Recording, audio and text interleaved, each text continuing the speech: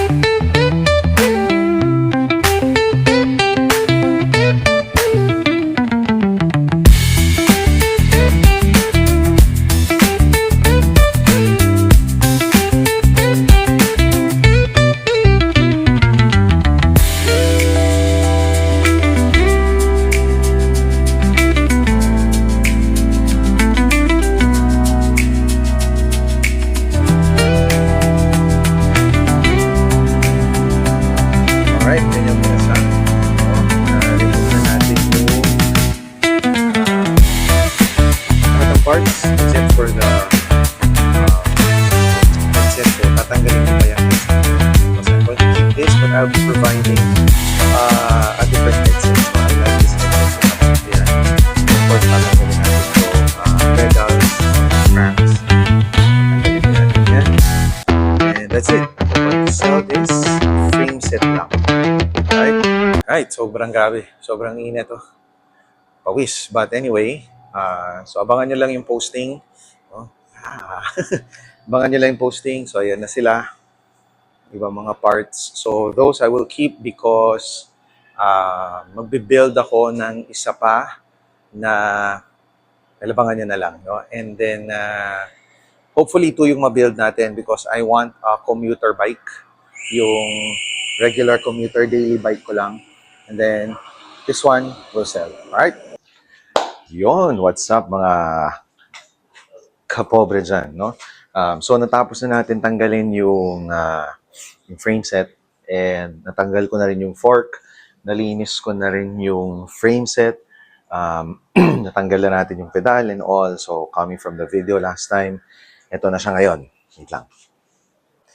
Yan. So, coming from the video last time, ito na yung ProFlex natin na 1990 elevated chain stay na ProFlex 950, no? Off-road. This is original one. I got this from, actually malayo pa, Norway. With the original clamp. Ito pinalitan ko na lang, no? But all original yan. So, syempre yung mga decals niyan, meron na rin mga scratches and all, but it's a good working frame. I've used this for probably around 2 years then. It's all aluminum, very lightweight, but pretty much yung mga decals niya intact. No? Except ito, syempre nagtatanggal na. But this is the green colorway. Ito yung original fork. Meron din tatak na ProFlex. So nilinis ko na siya, tinanggal ko na yung headset kasi I needed the headset. But may papadala akong isasama ako dito na headset. Meron pa tayong magagamit na headset for this. This is actually for sale. I'm selling this now. And yeah, abangan nyo na lang sa page yung post. So ito, and of course, with the original seat post because the seat post is an off-road as well. So yan yung seat post natin. Right? But it's a 28. So very rare yung size. So this is actually a rare frame and it's sad to let it go. But I have another build na pinaplano. So this has to go. I can't keep it for now. It's sad for me. I'm sad to let this go. But I hope na mapunta to dun sa ayos na magiging owner niya na bago. This is medium, size 18. But all original. Even ito original. So ano, yung mga cable brake stoppers nandyan pa. Walang cracks, no dents, no cracks, except for the scratches, of course. With the original seat post, off-road, no? Size 28 yan. Ewan ko kung kita. But it's 28. So very rare. So ito palang rare na. Di lalo na to rare na. And, of course, rare to find the original na fork as well. So, ayan. So, this bundle, abangan nyo sa page kung how much, what I'm selling it. So, that's it for this whole journey of removing yung mga gamit. I'll be using the the whole set for another build. Yung mga parts na tinanggal natin dito. But, yeah, I would want to keep it. Kaso lang, kailangan natin i-let go. Alright? Para makabuo tayo ng kahit pa paano rare din, na abangan niyo yan sa susunod natin. Alright? See ya.